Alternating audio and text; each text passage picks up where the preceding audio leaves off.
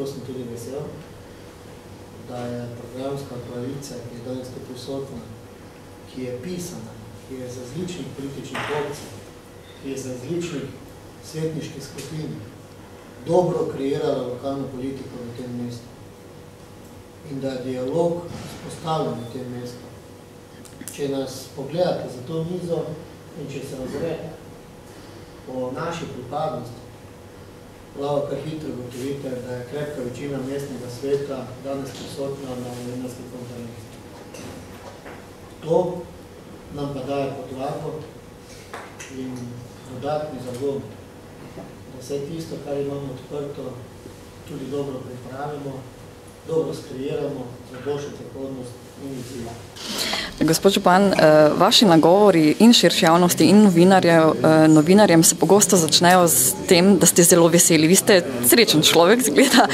Kaj vas je najbolj osrečilo, kateri projekt lahko izpostavite kakega, ki je bil v vašem mandatu pridobljen, izveden? Se mi zdi, da je to najbolj pomembno, da gre Lutkovno gledališče, da smo postavili temelje, tako finančne, prave temelje, da gre druga faza, da smo postavili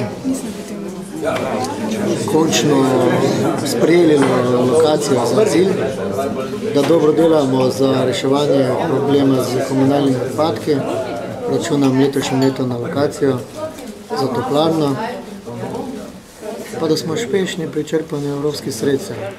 Kaj vas žuli najbolj? Žuli me najbolj finance v mestne občine Maribor, zmeraj mi je premalo in za vsak projekt je potrebno denar. Sem prepričan, da bomo tudi malo prevetrili naše žepe, ki imamo v občini. Zdaj, ko omenjate, da ste uspešni na evropskih sredstev, to je novost za Maribor.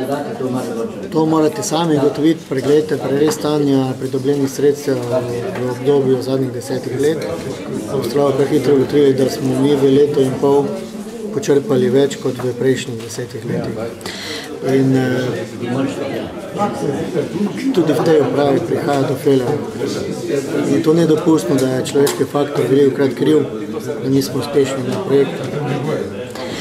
Zdaj, koalicija vas je danes precej hvalila, ne glede na to, z katere stranke prihajajo, ampak svetniška skupina SD vas pa zelo kritizira, vedno štarta mestne seje. Tako, kaj si o tem mislite? Kaj čutite ob tem? Nič. Poglejte, imam debelo kožo, delam naprej. Za mene so cilji pomembni.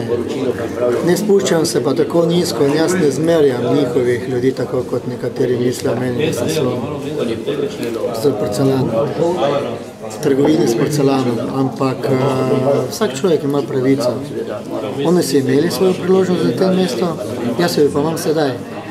In v mojem delu bodo predvsem volivci ocenjevali čez 2 leti. In v njihovem delu. Kako mislite, kakšna je klima okoli v bistvu volivcev? Ste naredili kakšne analize? Koliko so ljudje zadovoljni z vami? Ne ukvarjam se s tem, ukvarjam se s projekti. Ne razmišljam o kakšni kandidaturi leta 2010. To je veliko vprašanje. Tudi javno povem, da vprašanje, če bom še sploh kandidiral za en mandat,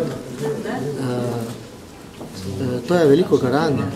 Sem pa prepričan, da bom občino, tisti, ki bo za mano prišel, prepustil takšno, kot se spodobi za univerzitetno mesto, za drugo največje mesto v Sloveniji. Kako boste danes praznovali svoj osebni praznik? Do nedelje ga ne morem praznovati, ker delam. Od jutra do večera. Danes je pa za mene žalostno. In sploh nimam občutka, da imam resen dan.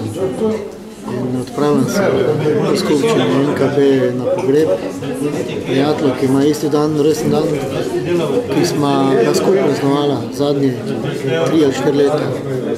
In tudi tega smo si želela z cvičkom popestriti dan. Žal je žalostni dan.